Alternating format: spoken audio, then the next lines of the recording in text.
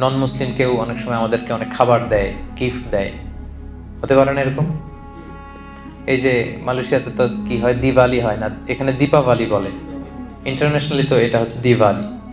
তো মালয়েশিয়াতে দীপাবলি ওদের যে ফেস্টিভ্যাল হয়, দেখবেন যে পাশে আপনি মুসলিম বাড়ি যে কিছু সুইট মিট দিয়ে আসবে, কিছু খাবার কিছু একটা দিয়ে আসলো, তো এটা নিতে পারবেন কিনা আপনি? বা ধরেন কিছু ফলমূল দিয়ে আসলো, নিতে পারবেন কিনা? বা ধরেন মাছ মাংস কিছু একটা দিল আপনাকে, তাহলে আপনার নন মুসলিম ফ্রেন্ড, প্রতিবেশী বা কেউ যদি কিছু আপনাকে দেয় অন্য ধর্মের, ভিন্ন ধর্মাবলম্বী, আপনি নিতে পারবেন কিনা? This is the question.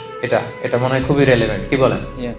আপনাদের এরকম বিভিন্ন সময় ঘটছে না এরকম কনফিউশন, কিরে নিব কি নিব না, খাবো কি খাবো না, জায়েজ কি না জায়েজ? আজকে ক্লিয়ার হয়ে যান। আমরা দেখি যে রাসূল সাল্লাল্লাহু আলাইহি ওয়াসাল্লাম কি করতেন।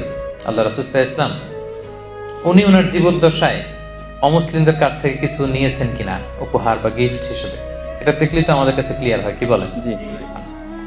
আল্লাহ রাসূল সাল্লাল্লাহু আলাইহি ওয়াসাল্লাম যখন ষষ্ঠ হিজরিতে মুশরিকদের সাথে হুদায়বিয়া সন্ধি করলেন 10 বছরের, তখন একটু কোয়াইট এন্ড কাম সিচুয়েশন, এখন আর যুদ্ধ টুদ্ধ নাই। তো রাসূল সাল্লাল্লাহু আলাইহি ওয়াসাল্লাম ভাবলেন যে দিস ইজ দ্য চান্স, এখনই তো সুযোগ, গ্লোবালি একটা গ্লোবাল নেভিগেশন দরকার আমার, গ্লোবালি আমি ইসলামটাকে ছড়াই দিব। উনি কাতেবে ওহিদেরকে ডেকে বললেন যে সবাই লিখো, আমার পক্ষ থেকে চিঠি লিখো। রাসূল ইসলাম নিজে লিখতেন না, লোক দিয়ে দিয়ে লেখাতেন। লিখো। রাসূল ইসলাম বলতেছেন, ওনারা চিঠি লিখতে আরম্ভ করলেন। বললেন যে বর্তমানে সুপার পাওয়ার কারা আছে বলো। তো সাহাবারা বলতে আরম্ভ করলো, একটা সুপার পাওয়ার আছে হচ্ছে ওই রোম সাম্রাজ্য, হেরাক্লিয়াস। লেখো, হেরাক্লিয়াসের কাছে লেখো। আর কে আছে? আরেকটা আছে কিসরা, পারস্যের সুপার পাওয়ার। আর কে আছে? আর ইস্কান্দারিয়ার মুকাউকেস আছে, মানে মিশরি সম্রাট। আর কে আছে? ওখানে ওখানে। তৎকালীন সময়ে যত বড় বড় সুপার পাওয়ার ছিল, রাসূল সাল্লাল্লাহু আলাইহি ওয়াসাল্লাম সবার কাছে তখন দাওয়াতি চিঠি লিখতে আরম্ভ করলেন। তো অধিকাংশ সুপার পাওয়ারদের কাছে, সম্রাটদের কাছে যখন চিঠি নিয়ে যাওয়া হলো, ওনারা কেউ কেউ ইসলাম ধর্ম গ্রহণ করেছেন, কেউ কেউ করেননি, কিন্তু প্রায় প্রত্যেকেই রাসূল সাল্লাল্লাহু আলাইহি ওয়াসাল্লামের কাছে গিফট পাঠিয়েছিলেন। সুবহানাল্লাহ। আমরা একটা ঘটনা শুনি। মিশরের তখন বাদশা ছিল মুকাউকেস। মুকাউকেস ছিল মিশরের বাদশা, আলেকজান্দ্রিয়াতে উনি থাকতেন। ওনার কাছে যখন রাসূল সাল্লাল্লাহু আলাইহি ওয়াসাল্লামের চিঠি পাঠানো হলো, উনি চিঠি পড়ে তো মুগ্ধ, তিনি বুঝতে পারলেন যে এটা তো নবী। তখন তিনি, যিনি চিঠি নিয়ে গিয়েছিলেন, মোস্ট প্রবাবলি হাতিব ইবনে আবি বালতাআ রাদিয়াল্লাহু তাআলা আনহু, ওনার কাছে করে উনি অনেক গিফট পাঠিয়েছিলেন। কি কি গিফট শুনেন। 1000 গোল্ড কয়েন। ওনার ধর্ম হচ্ছে খ্রিস্ট ধর্ম। যে বাদশা রাসূলকে গিফট পাঠিয়েছেন, ওনার ধর্ম কি? তার মানে উনি কোন ধর্মের? খ্রিস্টান। উনি 1000 গোল্ড কয়েন, 1000 স্বর্ণ মুদ্রা পাঠিয়েছেন।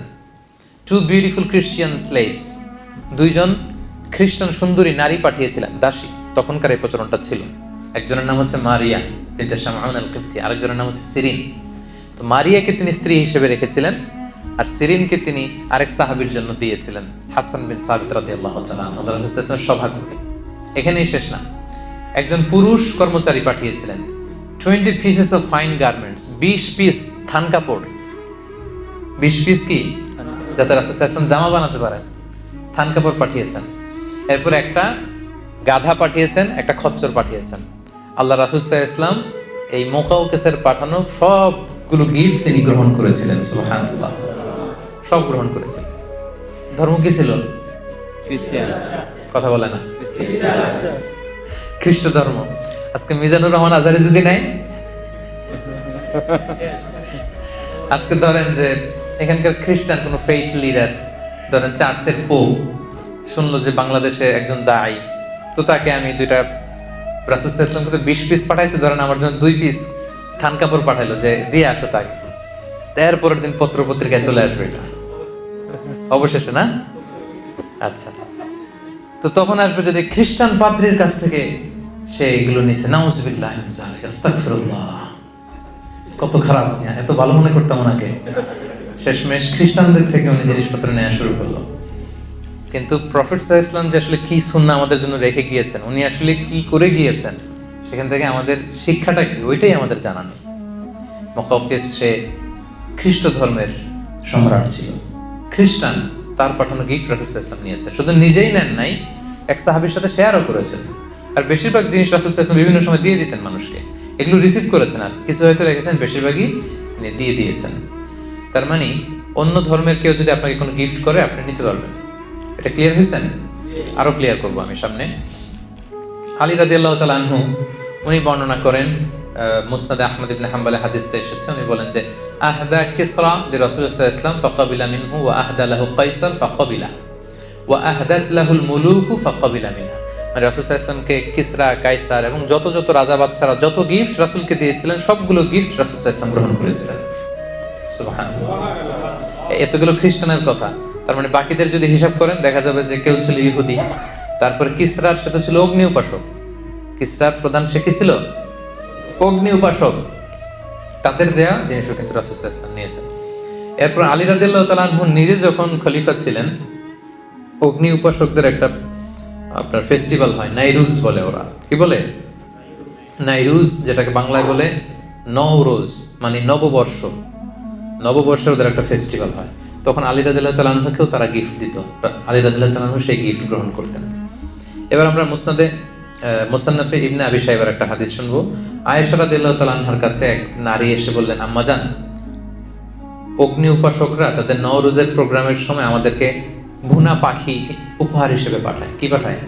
ভুনা পাখি। ভুনা পাখি। আমরা কি এটা খাইতে পারবো? আমাদের আয়েশা বললেন, আম্মা মা যুবিহা লিযালিকা আল-ইয়াওম ফালা তাকুলু ওয়ালাকিন কুলু মিন আশজারিহিম। বলতেছে ওই দিন তাদের প্রোগ্রামে তারা যেটা জবাই করে, জবাইকৃত কোনো জিনিস খেতে পারবে না, বরং তাদের গাছের যে ফলমূল, শাকসবজি, এই সমস্ত মিষ্টান্ন যেগুলো দেয় এগুলো খেতে পারবা।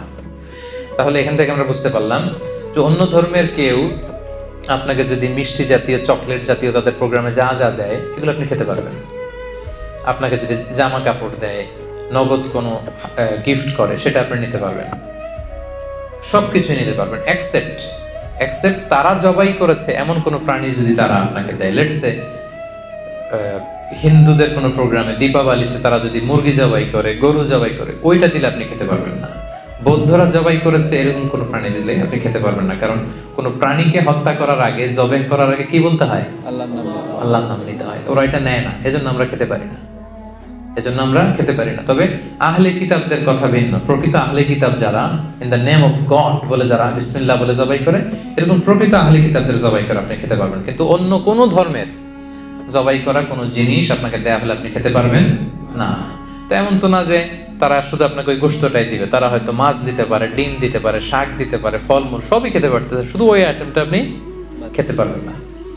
তাহলে অমুসলিম, ভিন্ন ধর্মের কেউ যদি আপনাকে কোনো উপহার সামগ্রী দেয়, সেটা কনজিউম করা কিন্তু আপনার জন্য জায়েজ আছে। এবং রাসূল সাল্লাল্লাহু আলাইহি ওয়াসাল্লামের সিরাত থেকে, সাহাবাদের প্র্যাকটিস থেকে কিন্তু আমরা এটা ক্লিয়ার করলাম। সবাই কি বুঝতে পেরেছেন?